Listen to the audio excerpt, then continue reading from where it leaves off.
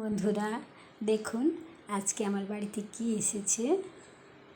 নিশ্চয়ই সবার বাড়িতে কম বেশি চলে এসছে। আর আমাদের গ্রামে বাড়ি যেহেতু বড় ইলিশটা ঠিকঠাকভাবে আসেনি, ছোটো সাইজের ইলিশটা এসেছে। তবে এই ইলিশটা এসেছে নন্দকুমার থেকে। এটা ডায়মন্ডের ইলিশ আমার বর এনেছে। ইলিশ খেতে সবারই ভালো লাগে, আমাদেরও মানে খুবই ভালো লাগে আর খুব আনন্দ লাগছে দেখে, কারণ এই বছরের সিজনে তো খেতে হয় এই ইলিশটা। আর এই ইলিশ দিয়ে আমি আজকে কী রান্না করছি আপনারা দেখুন। ইলিশ ভাপা। আর আমরা একটু এই পাকা তেঁতুল দিয়ে টকটাও খেতে পছন্দ করি। তবে আজকে যেহেতু টাটকা মাছটা এনেছে এই জন্য একটু ভাপা করলাম। আর আপনারা ইলিশের কীটা পছন্দ করেন একটু জানাবেন।